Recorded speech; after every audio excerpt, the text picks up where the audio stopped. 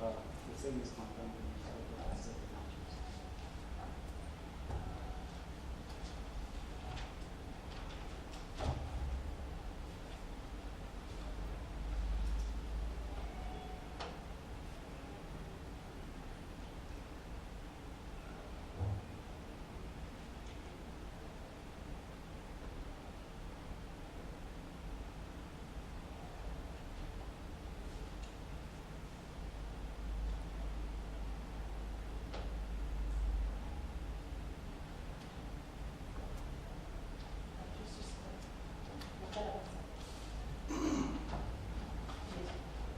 State House Dr. D.K. Kavachi should take the request.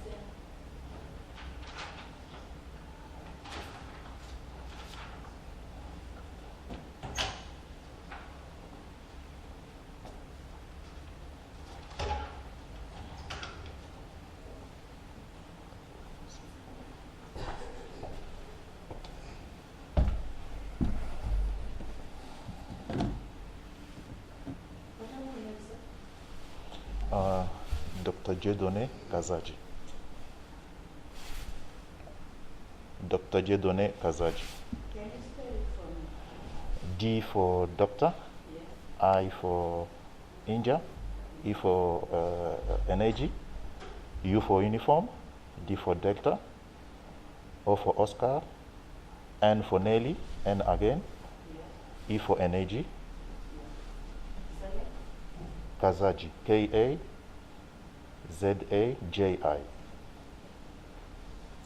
Do you have any of the three taken as well? No. If so, please swear that the evidence that will give before this court is from none other than the truth and raise up your right hand and please swear to God. So help me God. Yes, ma'am. Will you take a seat?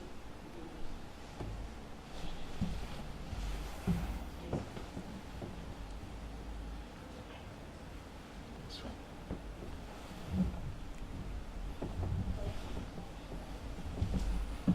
Where are you employed? Yes, Where? I am actually employed with government of health government at Heidelberg Hospital in Johannesburg.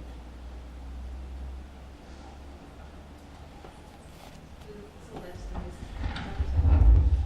the Yes, I was saying I'm employed by Department of Health, National Department of Health at Heidelberg Hospital in Johannesburg.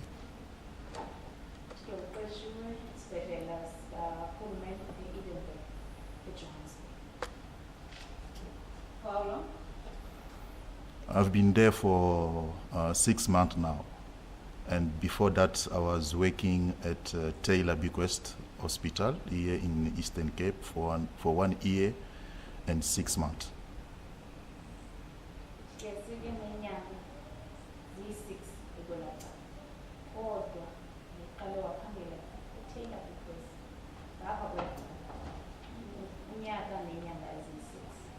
How long have you been in job? It has been quite long. I graduated in 1996. So it's more than 20 years now that I'm a doctor. Specifically due to ukugqirha uthi wagraduate in 1996 iminyaka le ingaphezu kwa-20 ebuqa. What are your qualifications? I have a bachelor degree in general medicine and surgery, and also I have a master degree in public health. Uthi-ke une-degree general medicine and surgery nenye kwakhona ukazimbini ii-degree yazibani. Master degree in public health. Master degree public health. Yes. You said you've been in Cllr Bequest Hospital in 2019 were you still there? 2019 were you at Cllr Bequest? Yes, 2019 I was still at Cllr Bequest. 2019 ke wasasebenza eCllr Bequest. Can you tell us about your duties as a doctor? My duties are to, as I said, I'm a general practitioner. I see all the medical emergency. For example, hypertension, epilepsy, diabetes. I also see all the obstetrical emergency, which are related to pregnant women and all the condition, all the female condition or diseases. I also attend to pediatrics, means children, sickness, and also I attend to cases of public health like domestic violence, rape cases, and physical assault. I say we see all because where I'm working is where I was working and I'm still working is a district hospital, so we see all the diseases of the patients.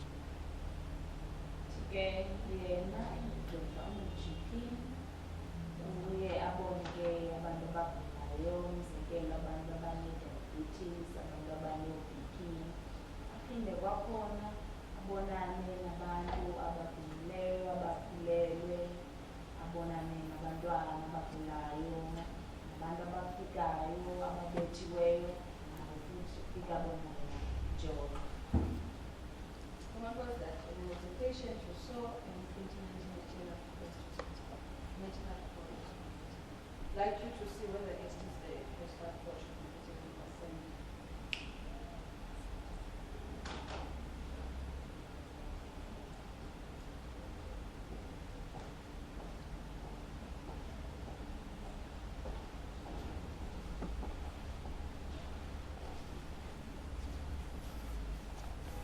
Yes, is my handwrite and my signature.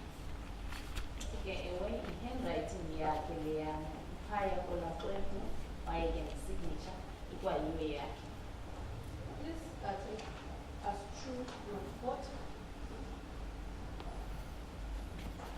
All right. On that day, on the 29th of January, 2019, at around 11:20 minutes, I was called from casualty where I was working to go and attend to a rape case at Cllr station.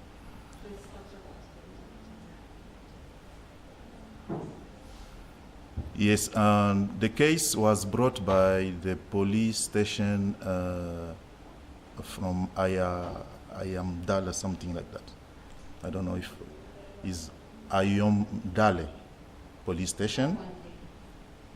On that day, yes, Ayamdale, yes. And the victim was Tilijani Makarabo Manyai, born 1986, January on the 4th.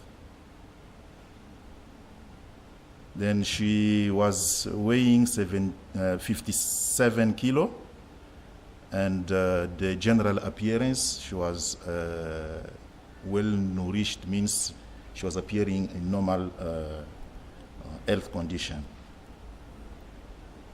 So she came with a history of being sexually assaulted, which occurred 3 days ago before the consultation, which was on the 26th of January 2019, in the night at about 20 hours, 30 minutes. I conducted my examination, which is physical examination, and the gynae examination, which is relevant in this case. So my findings were the vagina orifice was admitting 2 fingers, and I did not see any hymen. I don't know if I have to explain what is hymen. And also, I did not find any bruises or tears or fissures around the genital part. So the mental health of the patient, as I say, that it was 3 days after examination, the mental state and the emotional state was normal. And there was no evidence of drug or alcohol, means not smelling alcohol is what I mean by that. Then my conclusion from my gynecological examination was that was likelihood vaginal penetration. And you say likelihood, can you explain? Yeah, likelihood means it looks like there was a penetration. Looks like there was a penetration. This it comes when the victim is sexual active and you don't find any forceful vaginal any sign of forceful vaginal penetration. Then you can't you have to say that is likelihood vaginal penetration because you can't find any physical examination of forceful penetration. Take us through.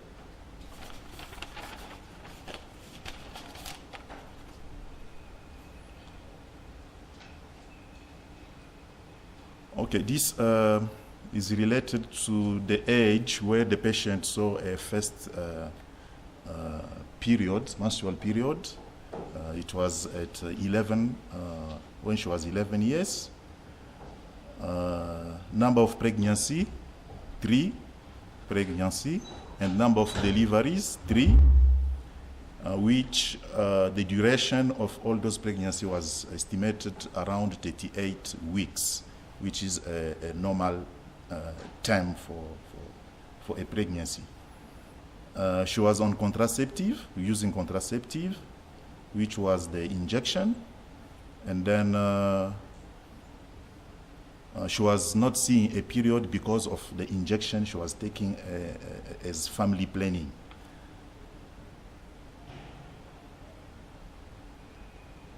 But before she started this injection, she was saying she was having a normal cycle of period of 27 days and with the duration of 4 days.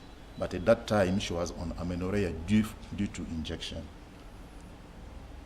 And then at number 10 item, they say date and time of last intercourse with consent. When I asked the patient, she says she had sex intercourse with consent 1 week ago. Means 1 week from the day she came to me in consultation. She had a consent, a sex intercourse with consent. And then condom at that time was not used. At number 13, there is a question where it says that the patient bathed or washed or doshed or what, showered or changed the clothes. It was 3 days ago. Then asked the question, she says yes, she had changed the clothes, she had bathed and whatever. That's why I did not find it relevant to tick. On gynae examination, this is a normal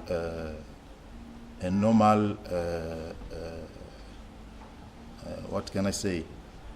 A normal lady at a age of bearing child. So the breast examination, she was having normal breasts, which is estimated at 5, and also the pubic area, which was normal. And then everything there was normal, as you can see it if you are having the document. And then the posterior fourchette, there was no abnormality. And when it comes to fossa navicularis,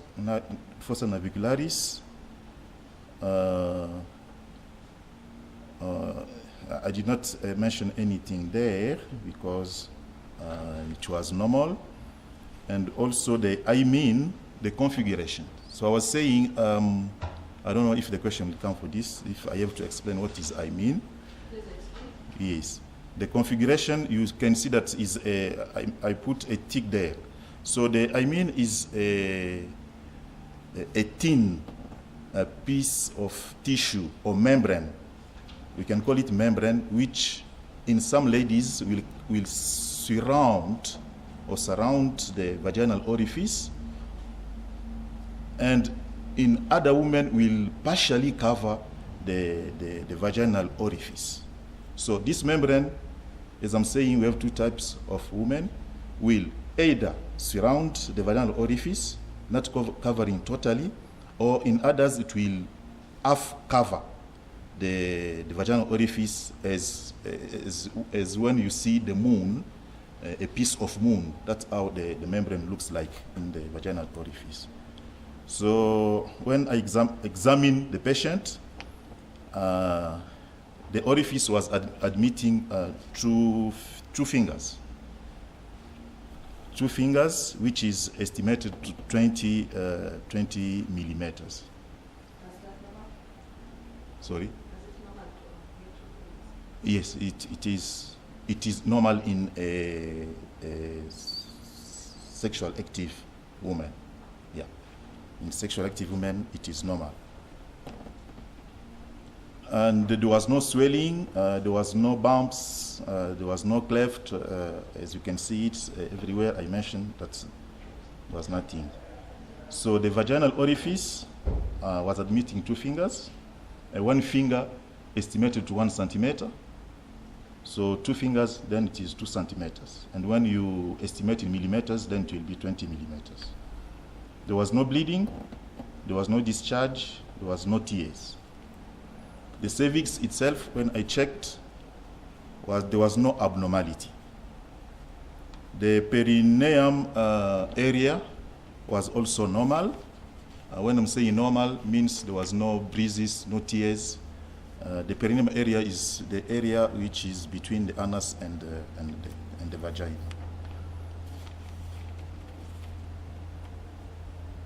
Then the document was signed by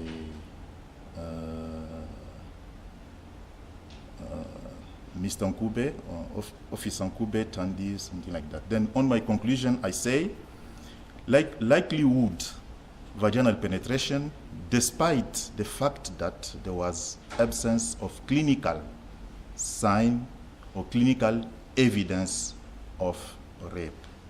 Now, please explain your conclusion. Yes. As I say, on my examination, I did not find any bruises. I did not find any fresh bleeding or fresh blood at the vagina. I did not find any fresh fluid in the vagina or around the vagina. And I did not find any tears of posterior fourchette. Everything to me was appearing to be normal at that moment. That's why I say likelihood vaginal penetration means it looks like there was vaginal penetration, despite that there is no clinical evidence of those signs. You say there is a likelihood of penetration. Sorry? Explain it when you say there is a likelihood. Yes.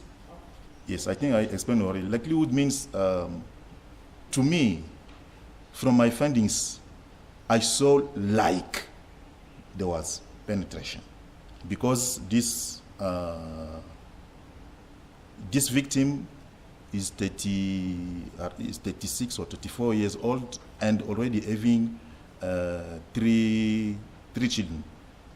So it's difficult to find the signs of forceful vaginal penetration. That's come where we can say was there consent or not consent. That one we can't respond to that question. So I'm saying likelihood vaginal penetration because of the fact that the woman is sexually active. Do you have anything to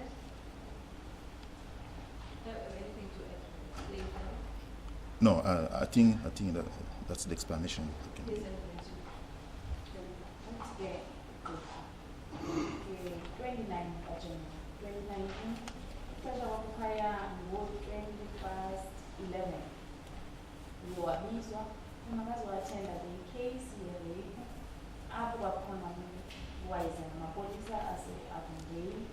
ongu-television manyayi. Ke uye wamxelela into yoba uvele ngonyaka ka-1926 ngoJanuwari nge-4. Uthi ke esikaleni ubekala 57 kg. Uthi ke bebonakala ungumuntu orayithi ophilileyo.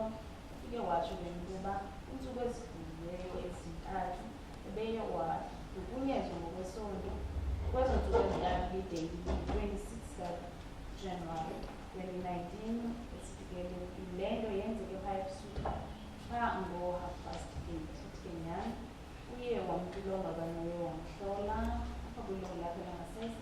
Imino ebingena bubini, umhluma ubungekho. Uthi ke ebengakrazukanga.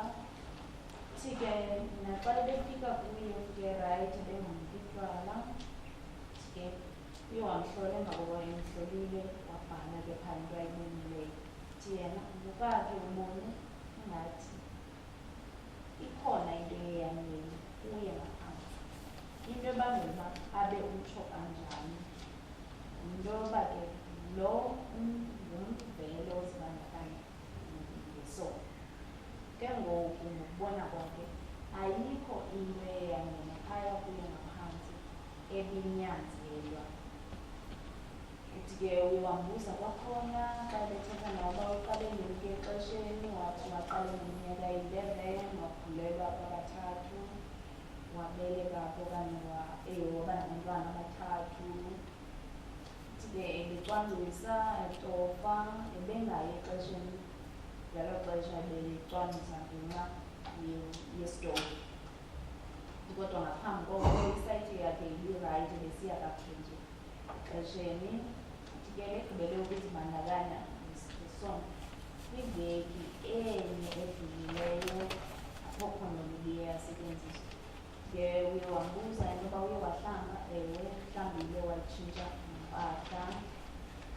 Uthi ke kwakhona ngexesha bemhlola bekungekho kudinga aye wakubona ibengophi, ibingekho incindi ebiyibona ibiphuma.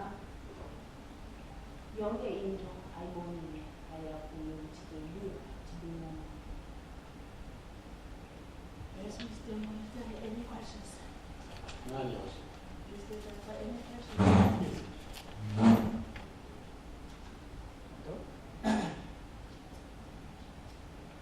When you saw this patient, her emotional state was just as a normal person. There was nothing indicative of any emotional trauma. Am I correct?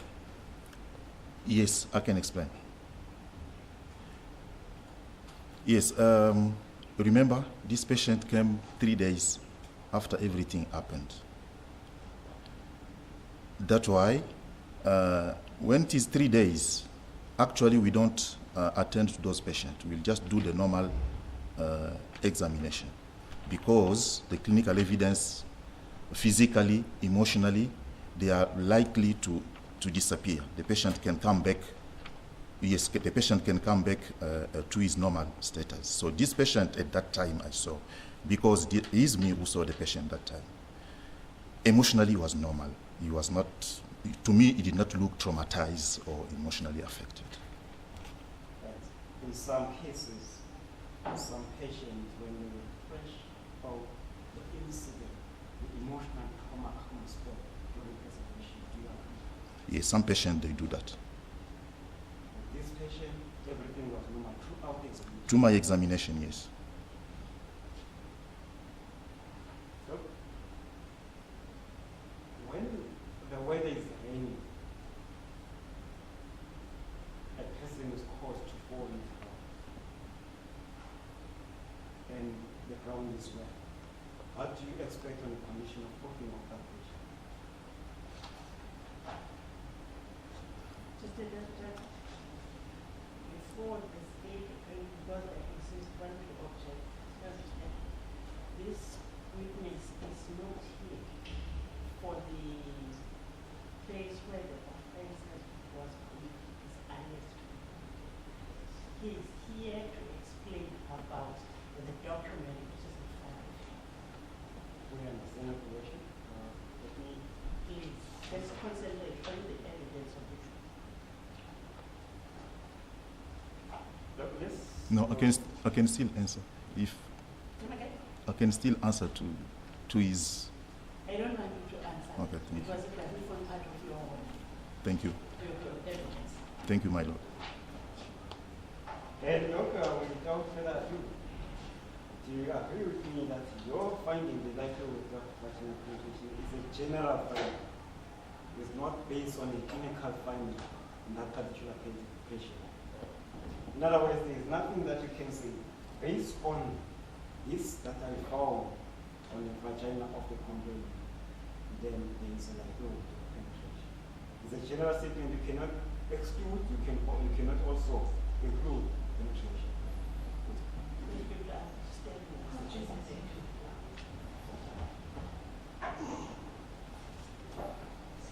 Yes, I think you are explaining what is likelihood in other words. From your question, you are just explaining what is likelihood. Yes. That's what that's clarifying. He cannot exclude, he cannot also include. It's just neutral. It's a neutral finding. You cannot commit yourself and say there was or there was not. That's look like. And there's also a likelihood that there was not. You agree? Possibly.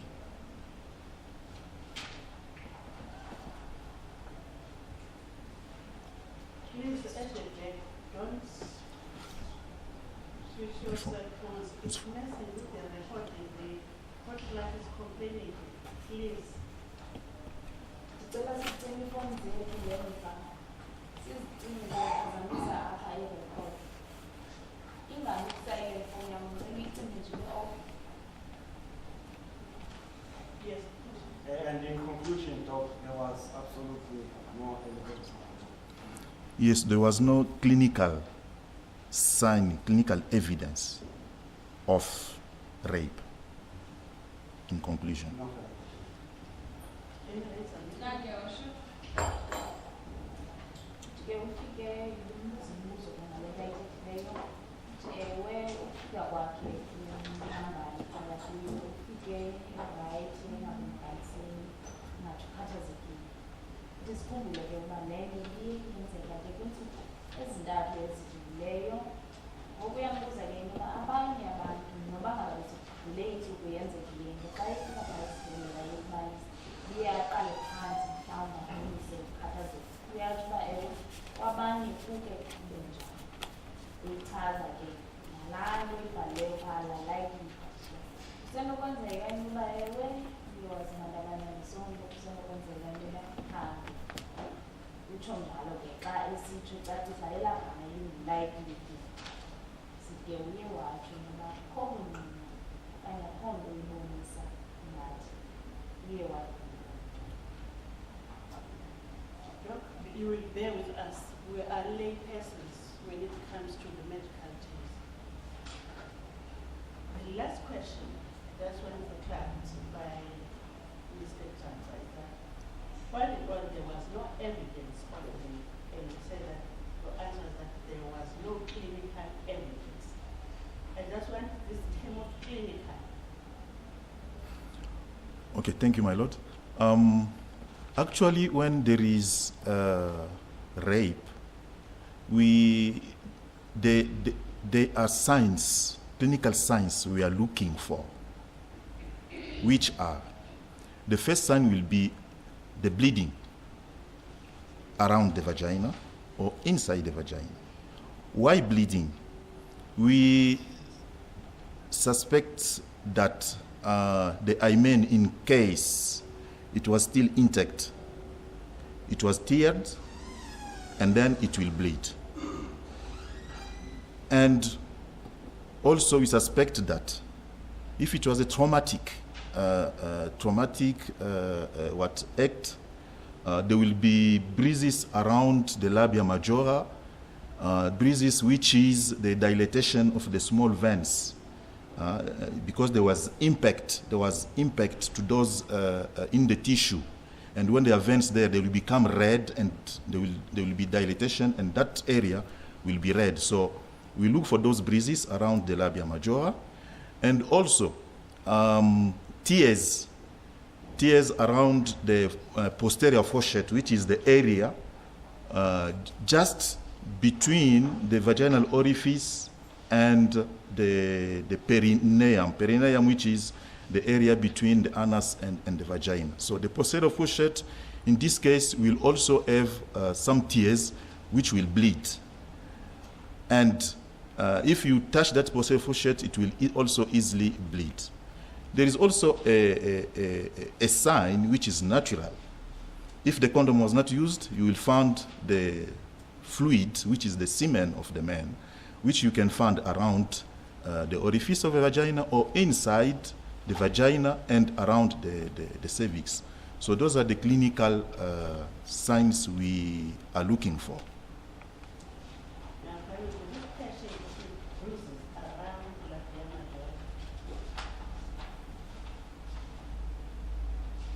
if the patient came to you after 3 days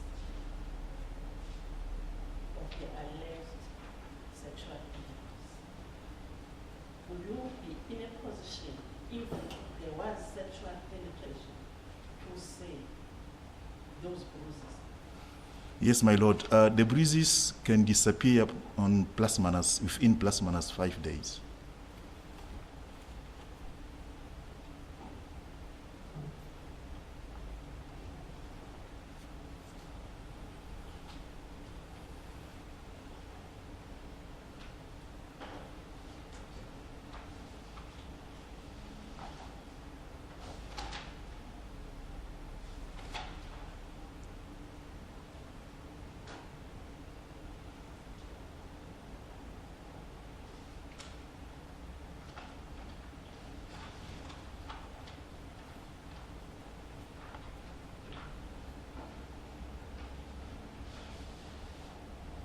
Well, you said that it is patient complaining.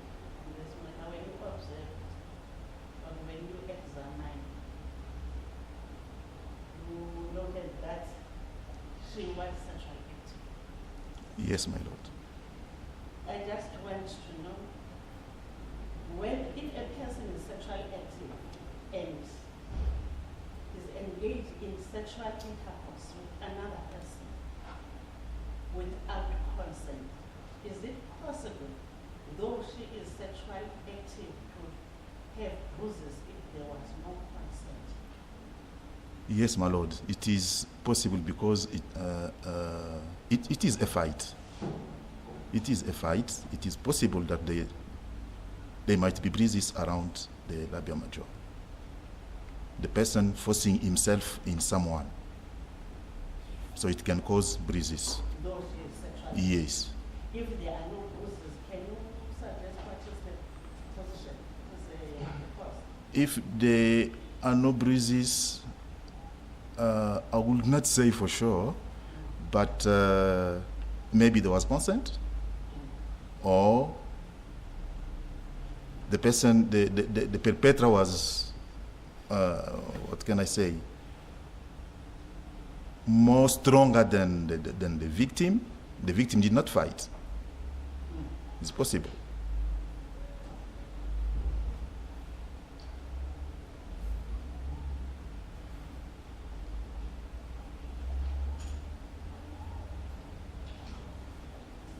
Or in some instance also, the perpetrator can use some weapon to threaten the victim.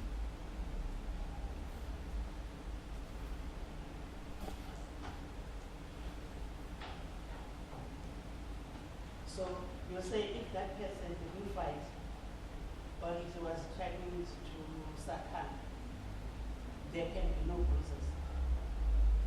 Yes, my lord. By the fact that he's sexually active. Okay.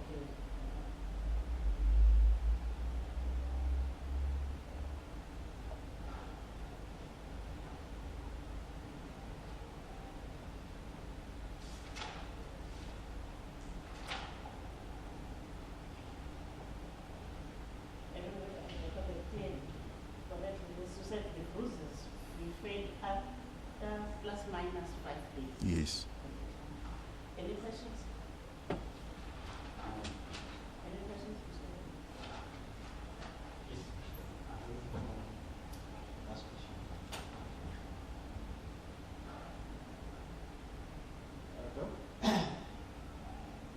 follows after your explanation that if perhaps there was a threat with the victim or the person do you agree with me that a consensual sex, in cases of consensual sex, there is a lubricant that is excreted by the female genitalia in order to prevent penetration? Do you agree? That is a normal physiologic process, yes. In cases whereby there is no consent, obviously the female to penetrate is not to excrete that lubricant. Do you agree? Yes, it is possible that if the patient is, or the victim is not prepared, he will not lubricate. But in some patients, you can find a pathological discharge, which is not the fluid which is secreted physiologically, but is a presence of the abnormal discharge in the vagina. And the most likelihood is that in the event whereby there is no consent, the female genitalia is not ready to excrete the fluid or upward penetration, there will be some hindrance to the fluid because the genitalia will be dry. Not necessary. Not necessary. The vaginal orifice is adapts itself to any object which can come in because of the estrogen. It adapts itself. Any question? None, Your Worship. Thank you, Doctor. Yeah, excuse, thank you for Thank you. None, Your Worship.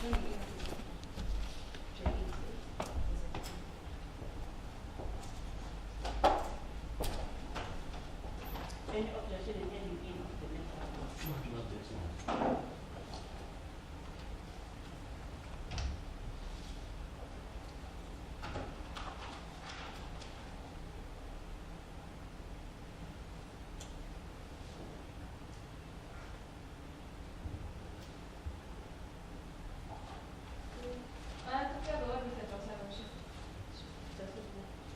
Okay, thank you. Well, if we can do, we just come to something to explain the things I said.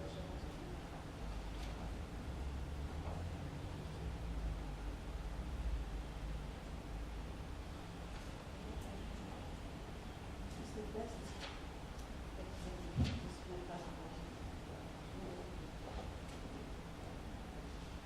Court is It's my age. Court is Your Worship.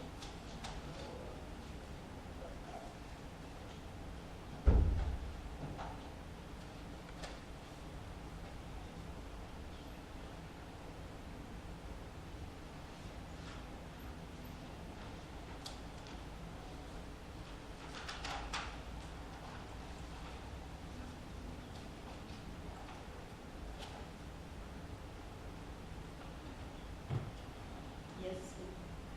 That is the state's case, Your Worship.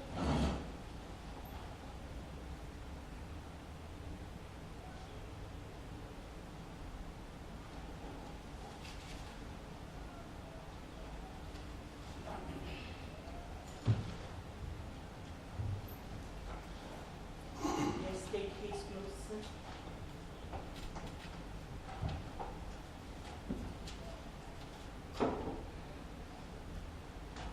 Thank you, Your Worship. The defense would like to make an application for discharge in respect of actually number what we should do in terms of section 174 of the Criminal Procedure Act number 51 of 1977. We deliver the complaint procedures. Yes, we can. Thank you, Your Worship.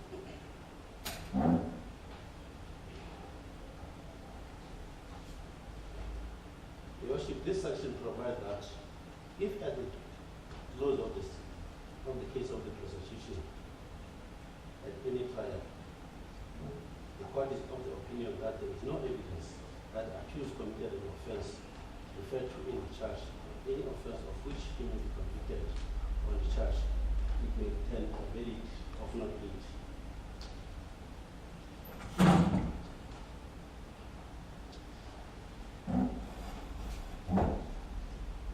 Therefore, Your Worship, it is my humble request that the verdict of not guilty imposed upon accused number 1 upon the following reasons.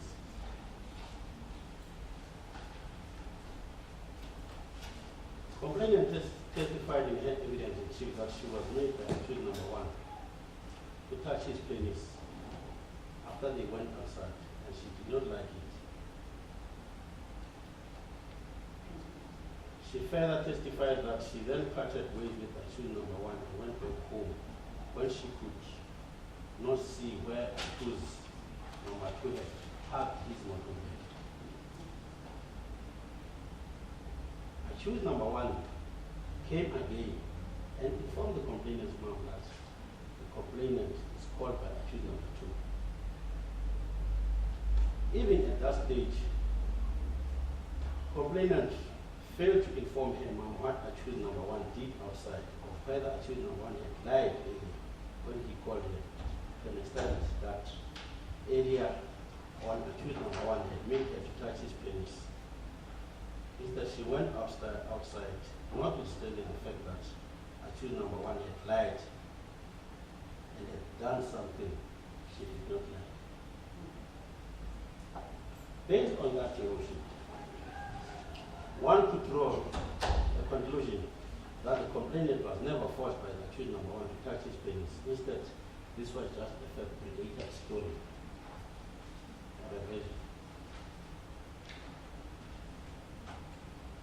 Your Worship, the complainant further testified under cross-examination by my learned colleague, Mr. Jaka,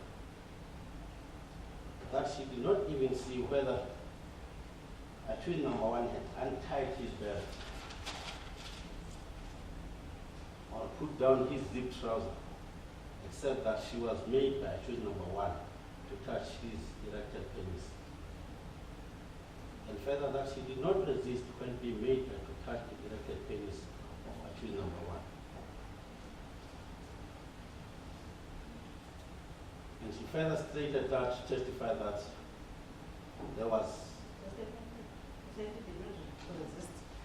escort please, His Worship. And that there was nothing that could stop her from resisting the unlawful conduct of accused number 1. Your Worship, that complainant further testified under cross-examination that after having been allegedly raped by accused number 2, she informed a certain Master at the first report of what accused number 2 did to her. But surprisingly, she did not tell her of what accused number 1 did to her, being a bad incident occurred to her before meeting accused number 2. Something very bad, and one could ask why she failed to disclose such an important or withheld such material information. And one could also draw an inference that the complainant was just lying at all material times and just implicated accused number 1 simply because that he knew that accused number 1 was a close friend of accused number 2, and that accused number 1 would dispute all her malicious allegations against accused number 2. Your Worship, it would be a miscarriage of justice for accused number 1 to come to court and incriminate himself for an offense which he did not commit. And this would also be a violation of his constitutional rights, particularly section 35, subsection 3J of Act number 108 of 1996. In State versus Lubata,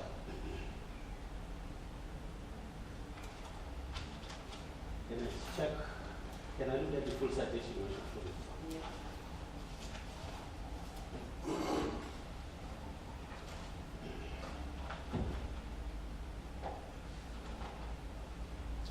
In State versus Lubata, 2001, Volume 2, South African Criminal Law Report, at page 703, the Supreme Court of Appeal.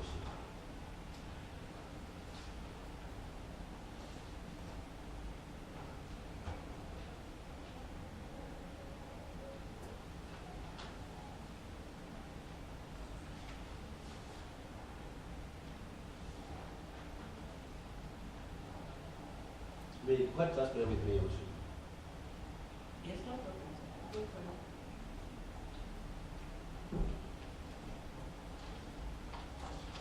And what are we looking at?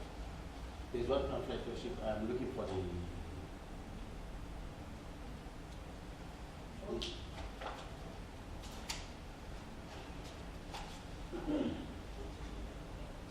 You are looking for citation? Not the citation. Okay.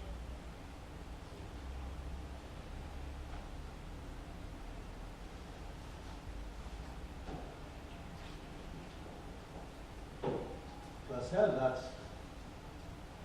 no doubt that the accused person, whether represented, the accused person is entitled to be discharged at the close of the state case for the prosecution.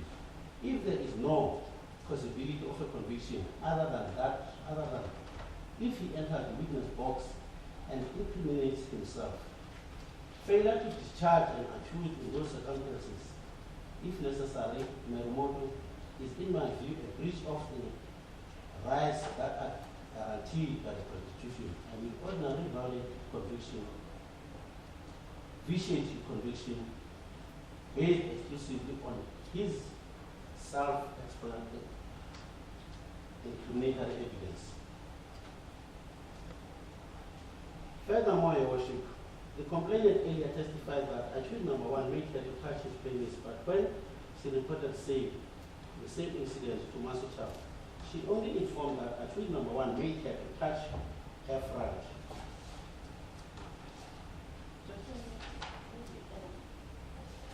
You must start. Mali Buhama, my apologies. Mali Buhama. She even testified under cross-examination that the reason why she did not report accused number one's conduct to her mom was because she did not know how to tell her since she respected her. But to the same person whom she reported the same incident, she told her that the reason why she did not tell her mom was that her mom does not love her. And this was confirmed by Masichava in her testimony. And we don't have testimony. Yes, it was confirmed by Mele Buhari. Your Worship, accused number one is facing a charge. Go further, sir. I'm not just interrupting you Yes. application. Because at the end of the day, I have to make my ruling. Yes, Dr. It must be clear. You said the complainant, the mutual that accused person touched it. I just want to. I made her to touch her penis instead. Yes, instead she just told her that she made her to touch her front. She never talked about the penis. You said the front or the otherwise mentioned the front. The front, not the penis, Your Worship. Your Worship, accused number one is facing a charge of sexual assault in that he kissed the complainant and also made the complainant to touch his penis. And during the proceedings of this trial, at no stage did the complainant mention that the accused kissed her, except to be forced by accused number one to touch his penis. And she did not even report to her mom or other ladies. And further that, even to the first reporter, she did not even talk about having been forced to kiss the complainant. Your Worship, in State versus La Vengua, it's LAVHENGWA.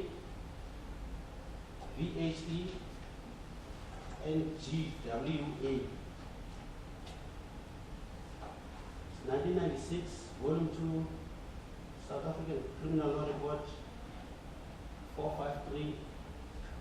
So Western Cape is Western, I think it's Western Cape Worship. W in bracket. The viewers expressed that the process under Section 174 translates into a statutory granted capacity, but discretionary in certain specific and limited circumstances from the usual course. To cut off the tail of such superfluous process, such a capacity does not detract from either the right to silence or protection against self-incrimination. If an acquittal falls at the end of the state case, the opportunity needs to be present. The opportunity or need to present to present evidence by the defense falls away. If discharged is refused, the accused still has a choice to testify or not. There is no obligation on him to testify. Once this court rules that there is no prima facie case against the accused, there also cannot be any negative consequences as a result of the accused's silence to this context.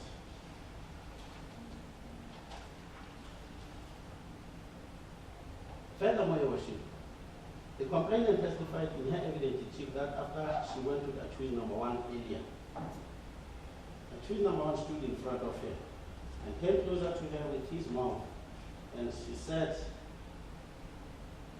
no, he was smelling alcohol. He looked at her and told her that she loves her, and later grabbed her and inserted his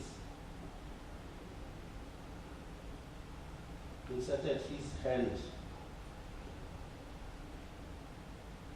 and made her to touch his penis. And she then pushed him away and went home. Surprisingly, Your Worship, the first report testified under oath in her evidence in chief that when the complainant came outside, accused number 1 informed her that she was feeling cold. She felt cold. And it was the complainant who also advised accused number 1 to go home to fetch the blanket. And accused number 1 did not go home to take the blanket. Instead, they just parted ways.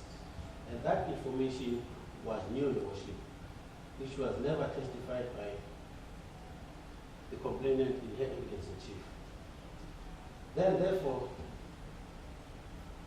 the evidence of the complainant is so utterly destroyed, Your Worship, that no part of material evidence can be possibly be believed. And such evidence be dismissed, Your Worship.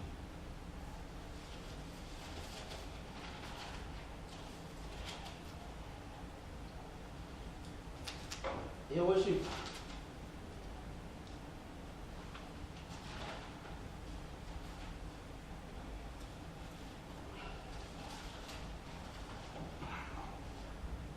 may I refer this honorable court, Your Worship, to the decision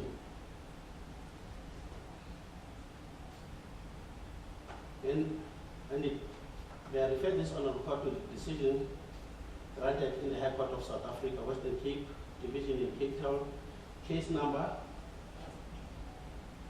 CC 15 of 2014 in the matter between the state and Srin Prakash Diwar, in the judgment that was granted on the 8th of December 2014 by His Lordship Traverso, Deputy Judge President.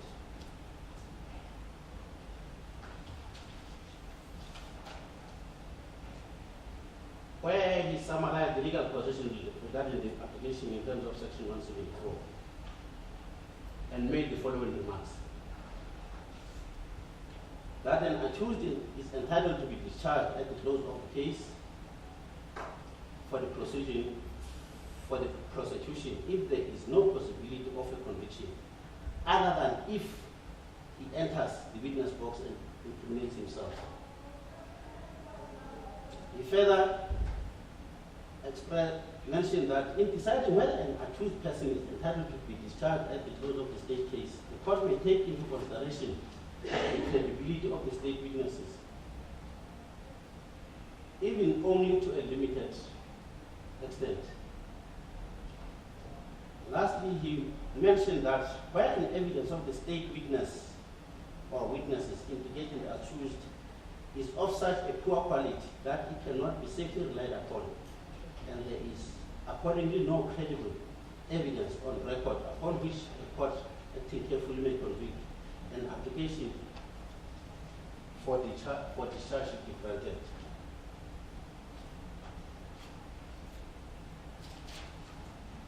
Based on the above mentioned submissions, Your Worship, it is my submission and my humble request that accused number 1 be discharged in terms of section 174 of the Criminal Procedure Act of 1977. Thank you. Thank you.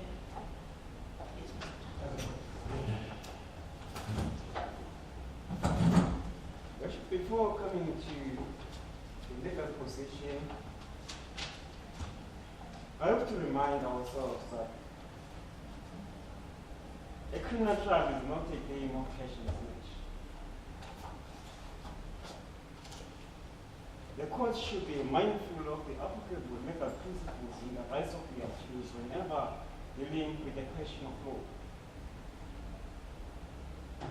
There may be public opinions, and some public opinions may be against the accused.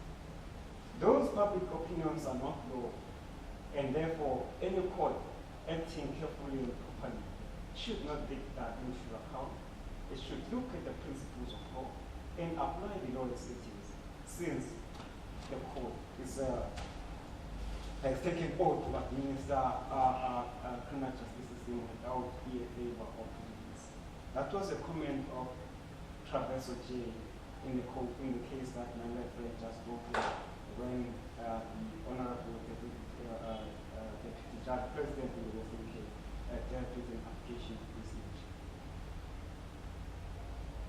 Your Worship,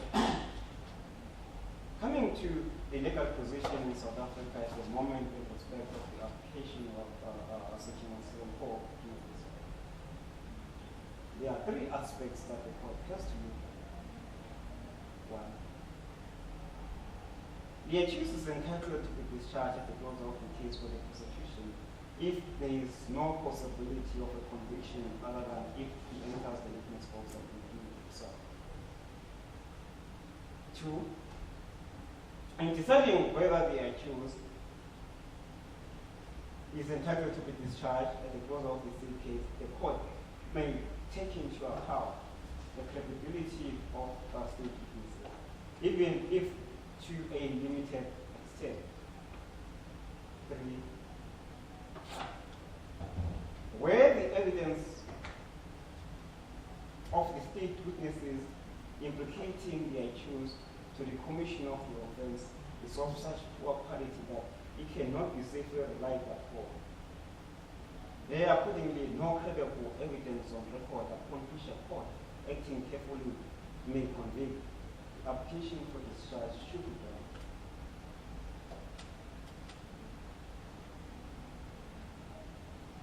It is a well established that no evidence does not necessarily mean no evidence at all, but rather no evidence upon which a reasonable court acting carefully and properly might convict. In other words, a possibility of a conviction becomes not possible by looking at the nature of the evidence for the state presented so far.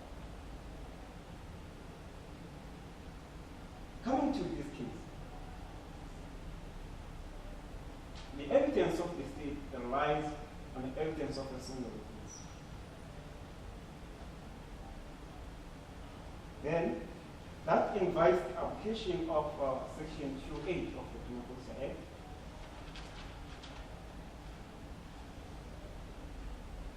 and it invites the application of the cautionary rule. When the bill dealt with the application of or the applicability of Section 2.8 of the Criminal Procedure Act and the cautionary rule in Adversars Wena 1982 OPD at 79, specifically page number 80. I heard that uncorroborated evidence of a single competent and a credible witness is of no doubt sufficient for conviction. This section should only be relied on where the evidence of a single witness is satisfactory in all material respects. The section ought not to be invoked if the witness in question has a biased interest adverse against the accused, has made a previously inconsistent statement, and has contradicted himself, and where the witness has been previously found guilty of an offense involving dishonesty, and where the witness had no proper opportunity for observation.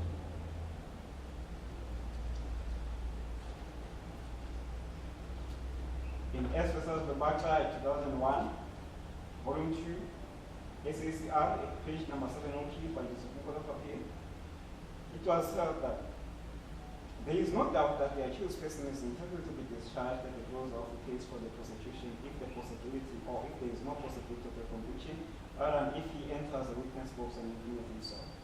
Failure to discharge the accused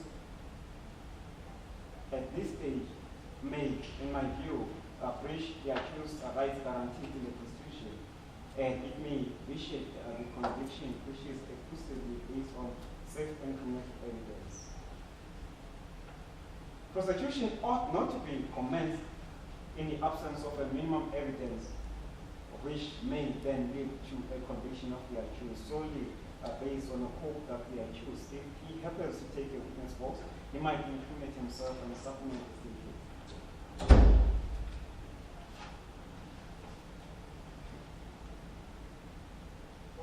Worship, the evidence for this court, the complainant was not an interested party.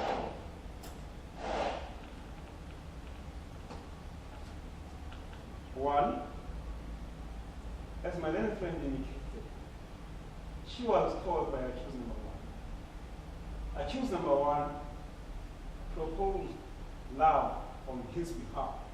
First, at a later stage, accused number one again proposed love on behalf of accused number two. There is no indication of withdrawal of the earlier love proposal made by the first accused. We are looking at a possibility now. How possible is that? When accused number one proposed love, her response was that you are married. You have a wife. What are we going to do? How are we going to deal with your wife? When she made the first report to the last state witness, we are relatives with accused number one. Different from the version that she gave before this court. Again, at the scene of crime is said to be next to a public road. Looking at the possibilities now, a perpetrator committing a crime just behind her homestead, where her mother is expecting her mother is present, she left the mother still awake, next to a public road.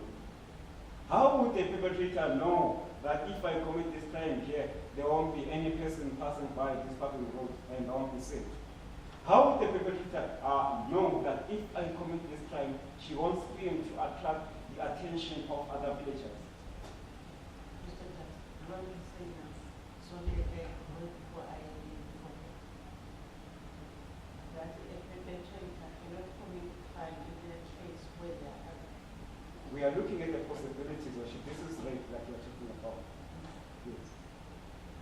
So they cannot be committed to that place. By looking at the nature of the place, it's not possible. It's highly improbable. Let me not go further to defend, because PBS is now an argument. I was just wanting to know that a perpetrator cannot commit crime in that place. It's improbable, Josh. It's improbable taking into account the position of the accused, the fact that the accused is Okay, not. I'm not going to commit more. Proceed. Yes. The mother is awake. No scream to attract the attention of the mother. No scream to attract the attention of the other villagers so that they could come to the rescue of the community. Everything just happened as the perpetrator wanted to do it. No evidence by the mother that when she came back she was married, taking into account that on that day it was a rainy day.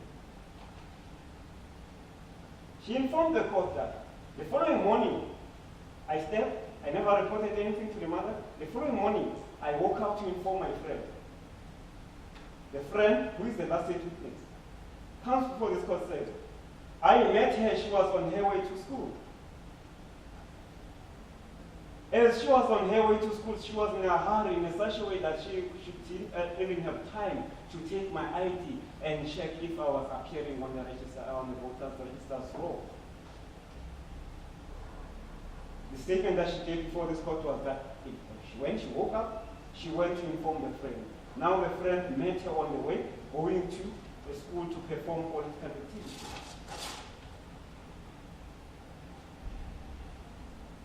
No report of any sexual assault was made to this last witness at that stage. Then in the afternoon now, this witness says I was on my way to the shop. It's then that she reported this incident.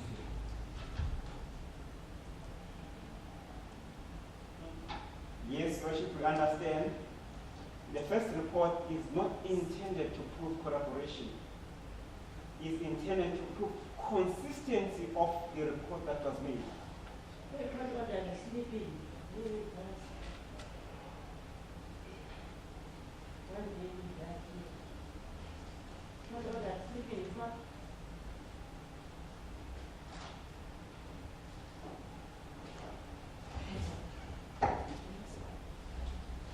Then now, the report becomes inconsistent. According to the last state witness, she was called. When she was called into the communist place, there were already some women, including those that the actual says are his political opponents.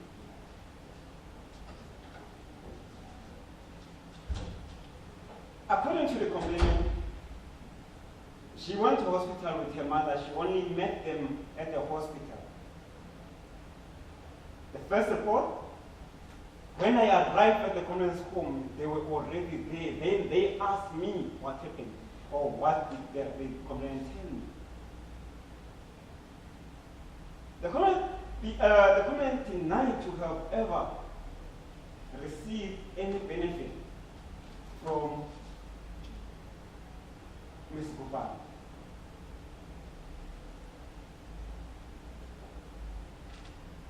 The last state witness informed the court that she did. And even her mother, the second state witness, told the court that indeed she did. Then the question is, why would she hide that if indeed it is the case? If there is nothing to hide, why would she hide that? The last state witness informed the court. The comment informed at a later stage that this thing is now burdening her. But now she is forced to continue it.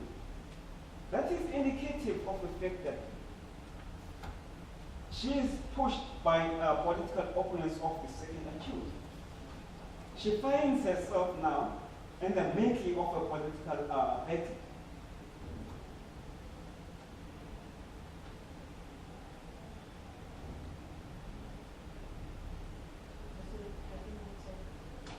Now, Your Worship.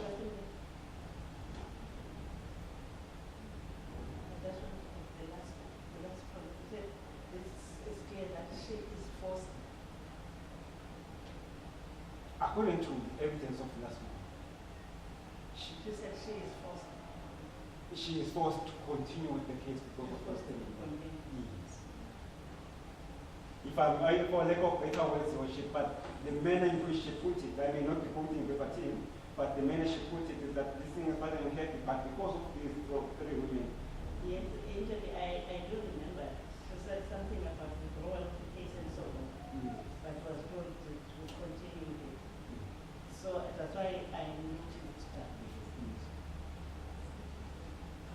Your Worship, clearly the complainant finds herself in a making of a political battle between the accused and those three political opponents fighting for political votes. This court is not here to serve political interests, it is here to serve justice.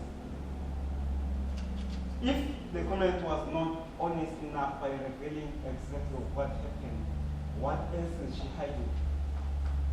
Why was she hiding the presence of these three women at her place? Why was she hiding the grocery that she received as a motivation for her to attend the case? Why was she not telling the court the honest truth as to what happened?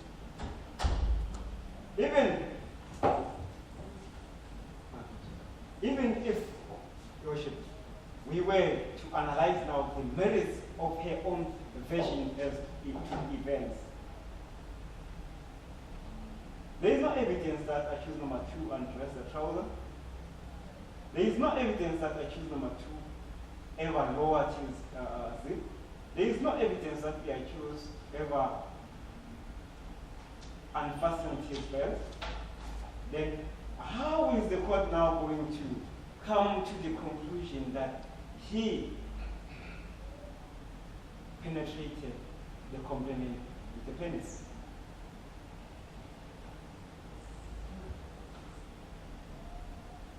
The last stage witness, the doctor. The evidence of the doctor should I will submit, is in favor of accused number 2. There is absolutely no sign of rape according to the doctor. The likelihood, the doctor obviously cannot exclude or include. Therefore, in light of that, he is neutral. Then now, my submission, Your Worship, is that there is absolutely no corroboration whatsoever. One would expect a person who is raped on a muddy condition to have muddy clothes and to be muddy. That would have been noticed by the mother when she came back, but there is no such here. Then that takes us back now to the analysis of the medical report, the JEA.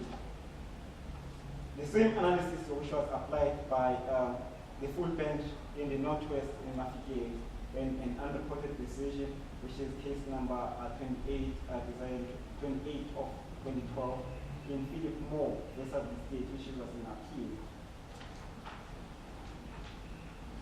At page number 21, paragraph 42. It was the evidence in the form of J8 which states that forced penetration of the vagina cannot be excluded is not conclusive evidence that the complainant has been raped.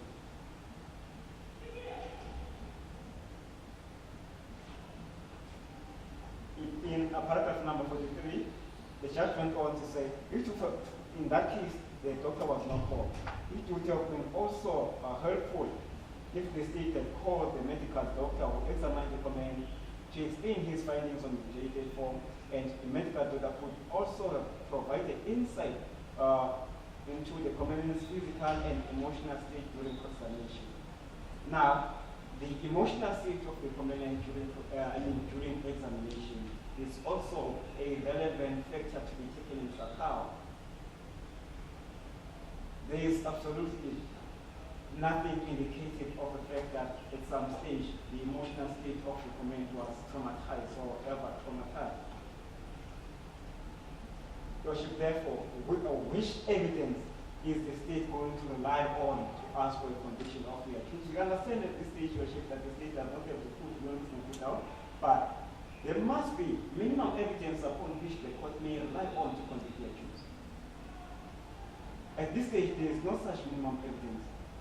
The evidence of the complainant leaves a lot to be desired.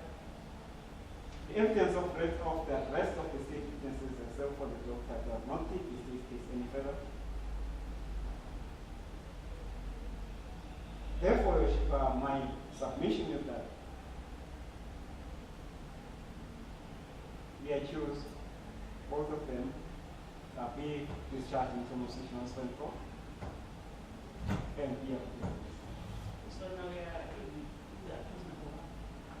Both of them. Now I concur with the submission from Madam Fred in respect of accused number 1. Can you tell me, sir, before you say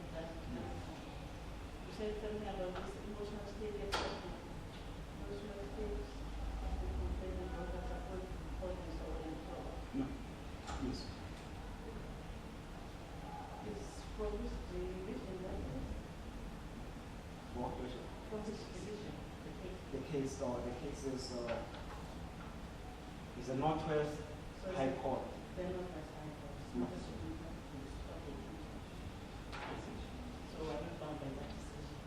Thank you, Sister. Yes. Any response? This is your worship. Your worship, at this stage, it's not whether the state has proved its case beyond reasonable doubt, but whether there is a prima facie case against the accused person, meaning whether there is a case to answer or not. I'll first start with the application on behalf of accused.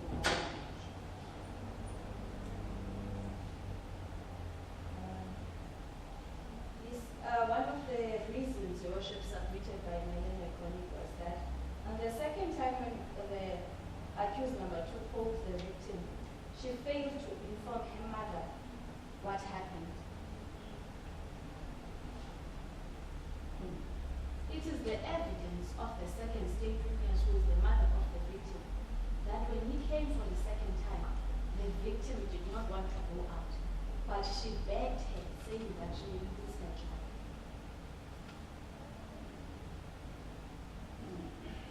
And Your Worship, it is not an element that you must tell the mother immediately, but she informed someone. The thing that wasn't the thing, but I will not say. And it said that she continued and went out with accused number 1 for the second time. She was backed by the parent, who said she respected her mother and was afraid to tell her, because her mother said, you will lose your job. Please go with accused number 1. And she knew accused number 1 as his relative and trusted him with the victim. One of the reasons was that she did not see whether he has unzipped his pants when he touched the penis. The fact that is, Your Worship, is that she was forced to touch the penis of accused number 2. It is not an element of the offense of accused number 1. Confuses Your Worship. It is not an element to say that she must see when she is unzipping and undressing himself. By grabbing, her evidence was very clear, Your Worship, that she grabbed her hand, forced her to touch his penis. That is enough, Your Worship. And one of the reasons was that she did not resist or to stop the unlawful conduct by the accused person. She does not have a duty to stop the accused who is doing an unlawful conduct. When she grabbed her hand, forced her to touch the penis, she then removed her hand from him because she did not like what accused number 1 was doing to her. That showed that she did not like it, Your Worship.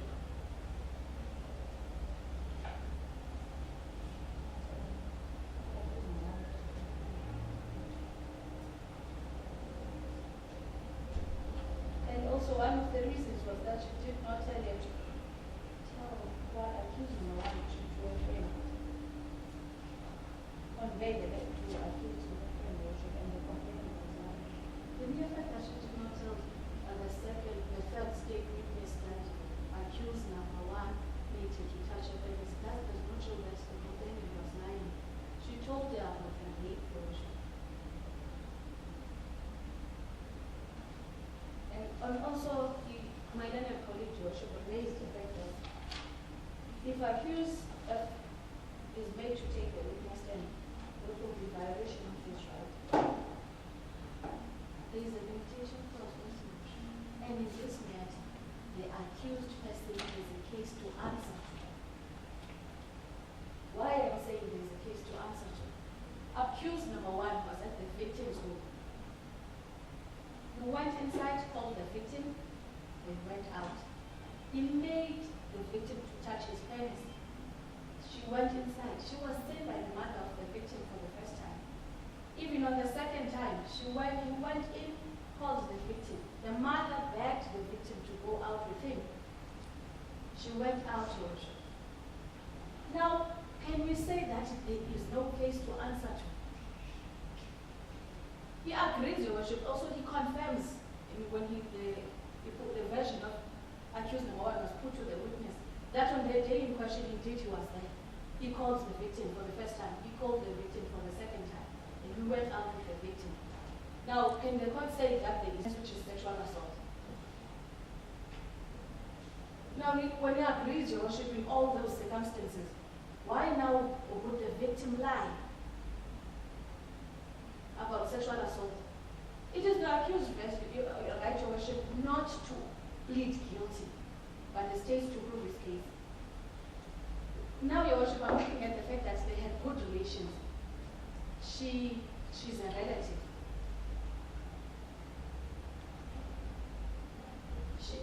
According to her, she trusts but she knows her, Your Worship. Now, Your Worship, she has no reason to falsely implicate him.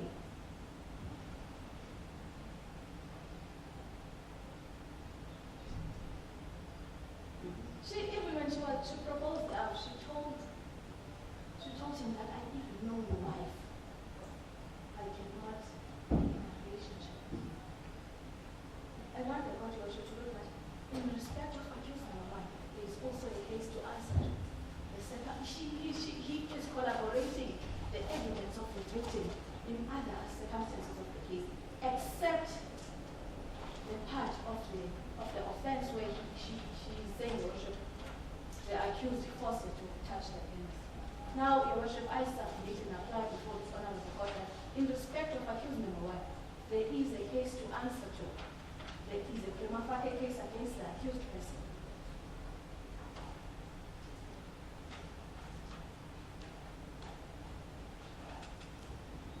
I'll go, Your Worship, to the application made on behalf of accused number two, the charges made in respect of accused number. Our first request, Your Worship, is the points made by my letter colleague. The point of the accused person not to incriminate himself, Your Worship. I have to, he has two rights, Your Worship. The right to remain silent and not take the witness stand.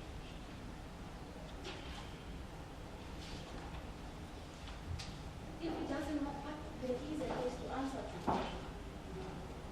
I'll move to the credibility of the state witnesses, and my learned colleague, Your Worship, quoted the case of that should be taken to a limited extent.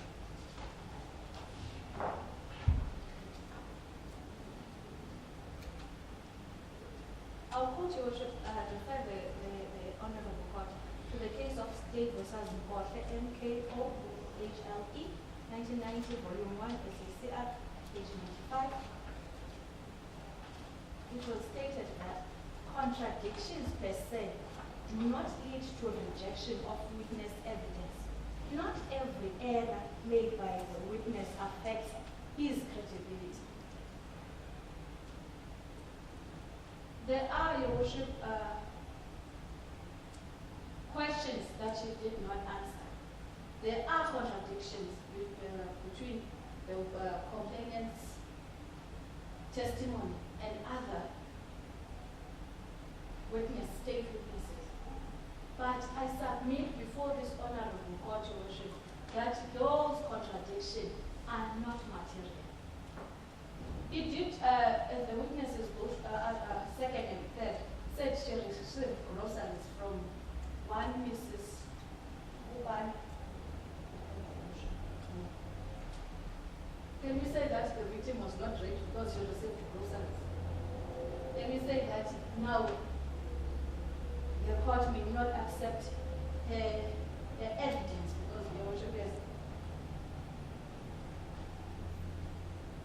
that affects her credibility? I submit, Your Worship, it does not.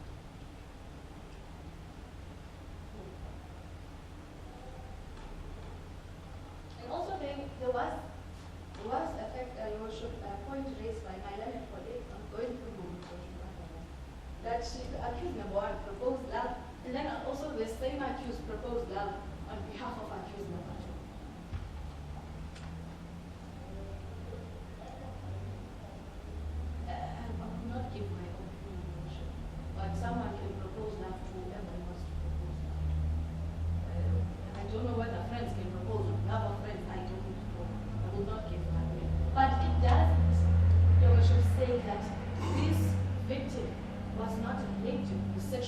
assaulted on the day in question.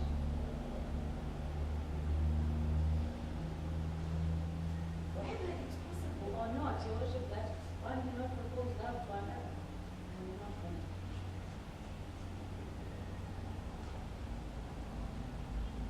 And that there's the possibility that this happened, or offense was committed next to a public road. Your Worship, that they can compare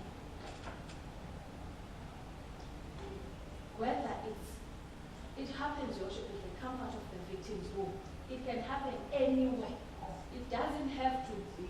It doesn't have to happen, Your Worship, at a certain place or whatever, but it can happen anywhere. And that day, this victim was raped next to the road. And she said it was at night, Your Worship, and there were no people moving. The accused may have seen that because they were moving around, that there were no people moving around at that time. We find that next to the road, that's where she can commit this offense, and we did, Your Worship. That is according to the victim. If the victim, Your Worship, wanted to mislead this court or to falsely implicate the accused person, why did she not say this occurred when he was tending a car? Because at some stage he said they moved away from the houses and turned the car. If she was falsely implicating the accused person, he would have said this rape happened there when we were turning cars, because there was a question whether there were homesteads there, and she said no, they just turned the car and came back. It shows that she was being honest, Your Worship, that it happened next to the road. And also the point of that the victim did not scream to alert the villagers, to alert her mother, because it happened behind the home. There is no, the victim does not have a duty to scream when being raped. People are different, Your Worship. Some victims may scream, some may not scream and succumb to the perpetrator. And in this instance, the victim did not scream. She let. He said, I said, he just let the accused do what he saw what he was doing. She did not have a duty to fight him, because she told that he closed her eyes, showing that she did not want the accused to penetrate her. Closing her eyes not enough for the accused to see that the victim did not want to penetrate or have sexual intercourse on the day in question. People different, Your Worship. They react to situations differently. We cannot expect each and every victim to fight and scream when being raped, because people are different. Some may fight, some may not fight.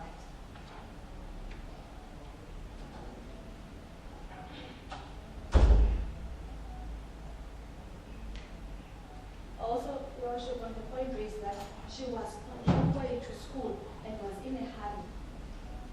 And it's the contradiction of saying she woke up, went to her friend and told her. And the friend saying she was on her way to school and I met her and wanted to give her my ID.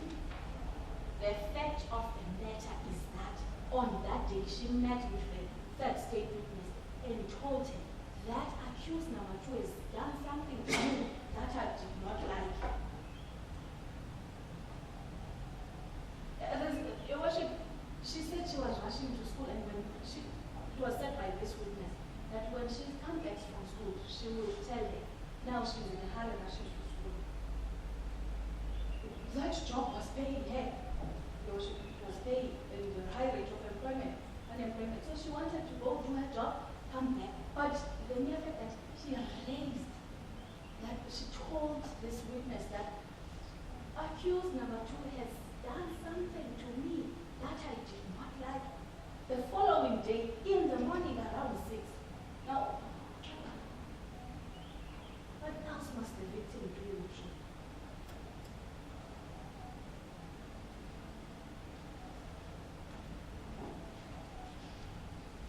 They also point that there were other political opponents already when the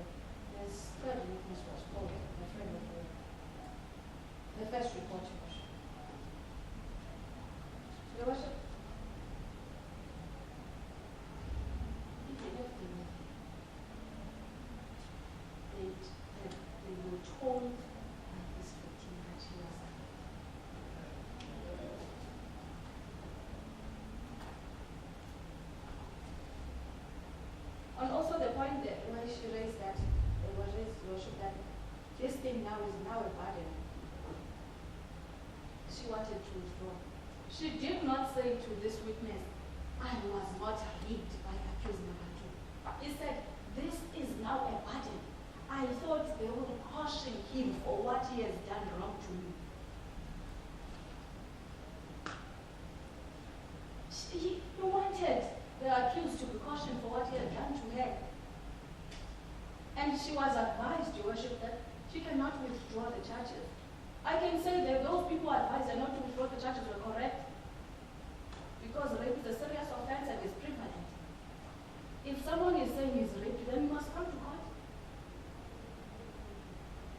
so that the court may punish whoever finds guilty of rape. That does not show that she was not raped. She said it's now a burden.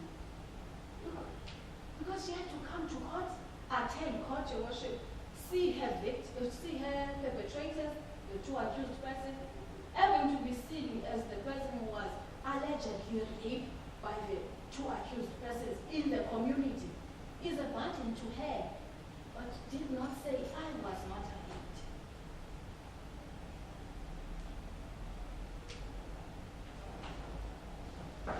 And indeed, Your Worship, I have to agree with my learned colleague that as the first report, Your Worship, must prove consistency, but not collaboration or disprove fabrication.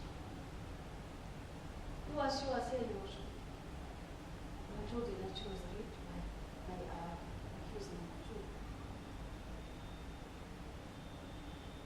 But told her within a reasonable time, Your Worship, the following morning. Yes, she was a single witness, Your Worship, in this case. But, Your Worship, she was a good witness. She answered the questions put to him without hesitation. I would say there are material contradictions, Your Worship, but I submit that those contradictions are not material. I'll have to the evidence of the daughter that was touched by my learned colleague.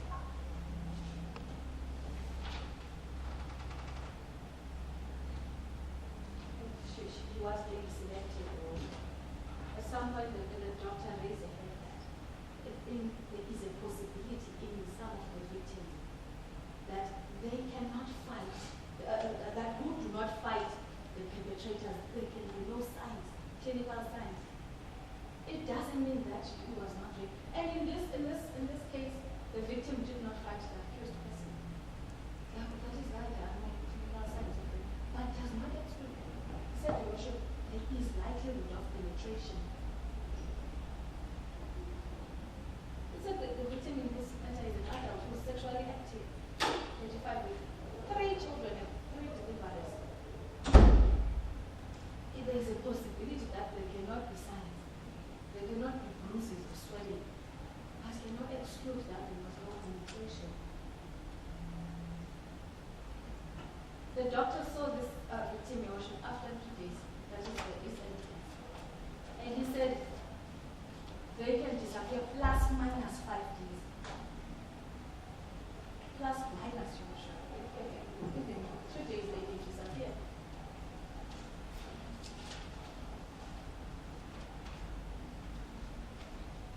And also, he said, and then the raised the fact that the victim was not traumatized. The doctor said he saw this patient after 3 days. At that time, some of the patients are not traumatic as because it's after 3 days. Maybe they've dealt with the fact that this has happened. I apply, Your Worship, even in respect of accused number 2, that he has there is a case to answer. The state has proved there is a prima facie case against the accused person. And I've heard that both accused persons that there is a case for. And also I have to comment on what was put to the witness by the member of accused number 2. He also confirms that he was there. He confirms that he has seen the victim on the day in question, the same time with accused number one. He was there for work purposes, as was put. But he denies having sexual intercourse with the victim without a consent. But all the circumstances around that, he confirms it. He collaborates the state's case with what was put to the witness. He has a right to deny the state to prove. It is the person that the victim knows. Now, why would he falsely implicate him, Your Worship? If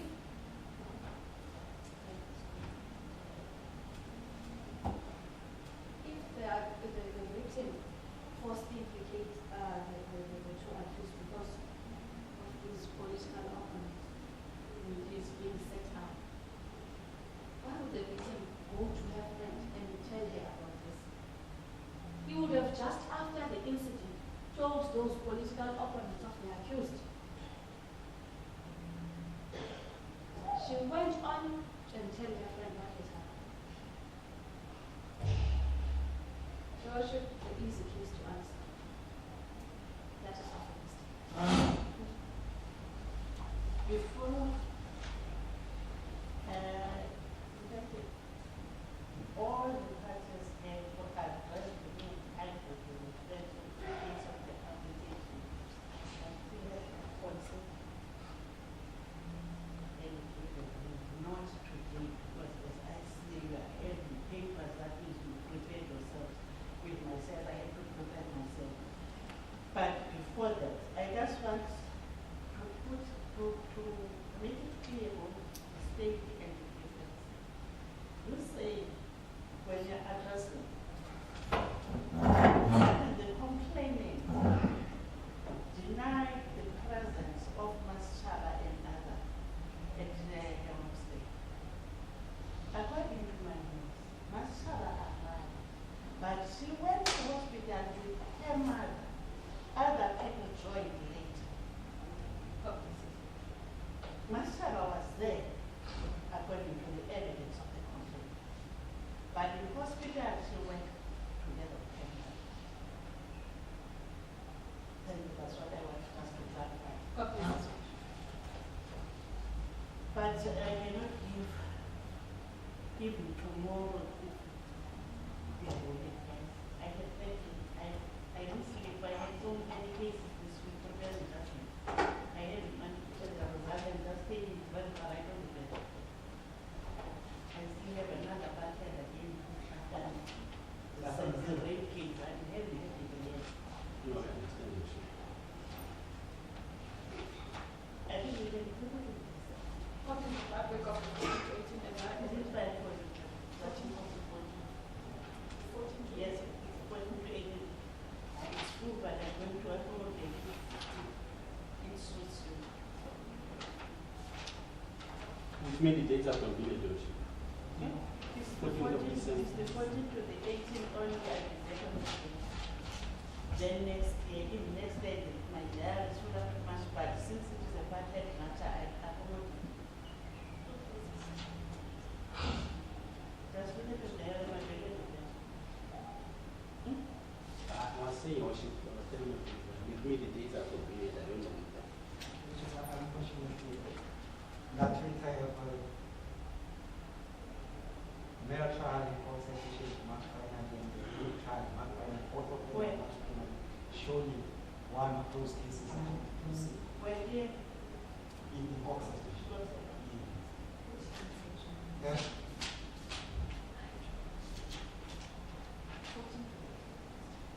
I have to thank you, Worship. But this I have to finalize my half year contract. It's also affecting my culture, Worship.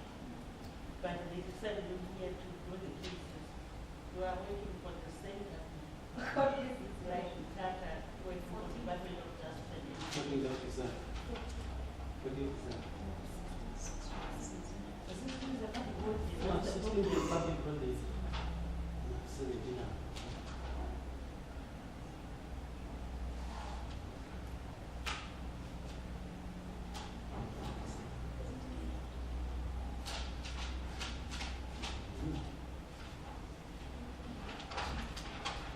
14th and 18th, Your Worship, are suitable, not the 17th.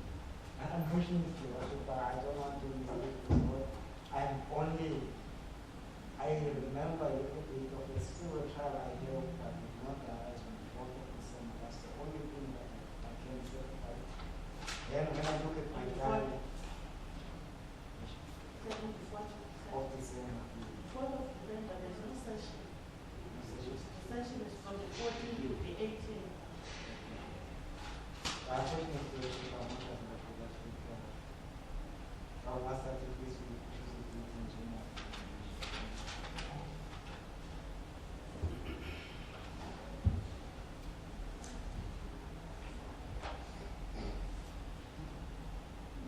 The ordinance, the regional court will open on the 6th of January. Your Worship. Which is The regional court. in Mt Fletcher, we will be here on the 25th.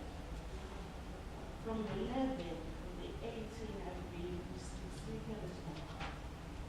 So yeah, I'm here from the 25th of January to 5th of February. Then, okay, in March. Let's use the date in January. Not just in the worship, the whole of the In January. copies. The 25th to the 29th. Then the second one.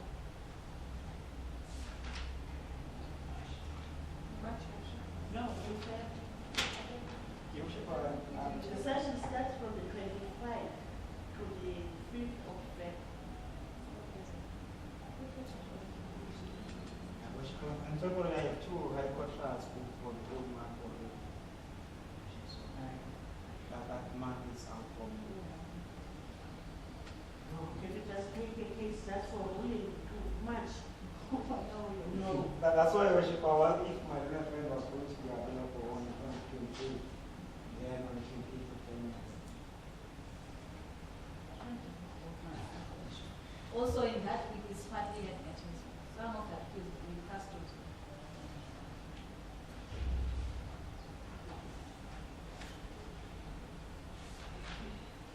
The fortunate part I always do from it's not that the bench was not you not be available anything. That's my fortunate part. I'm available all the time. Because it was such a situation. No woman. Things are not really promising, Your Worship, that I might take But it. you said you had a case where it was said final in Costa, where is the old case where it's in December. It's in December.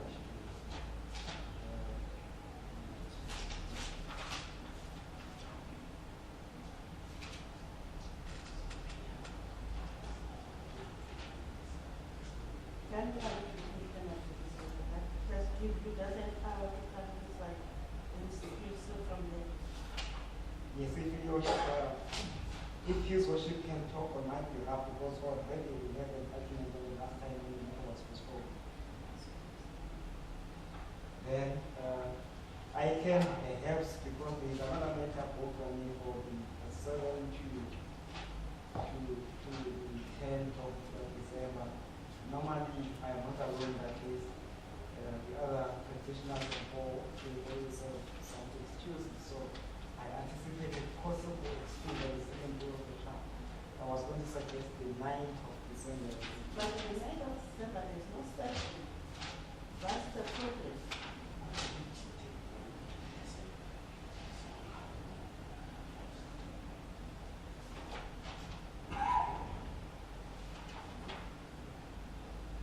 And the problem now, this case involves so many people. I cannot say, let's move this case to this where I can get because I can.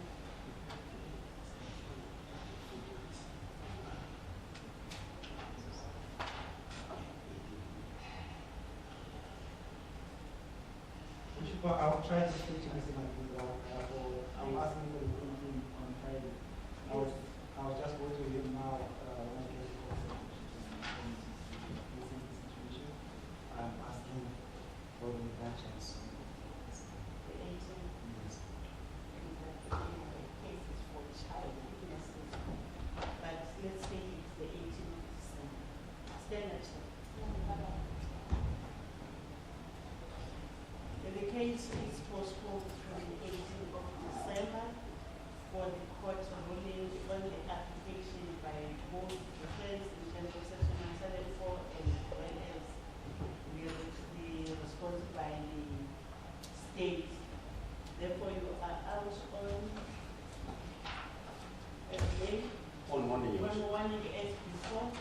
are warned to be in court at 8:30 on that day. Ngizomisela i-18 kaDisemba kulo nyaka. Sizawuzogqagquma isigqibo senkundla sithini ngesi sicelo lesenziwe ngamadoda enu section 174 enkundla enkundla. Sibekele ithini inkundla futhi sinayo iwaphendula leso sicelo. Sawubona inkundla bayiqhubangele. 8:30 ngicela nibe lapha nge-18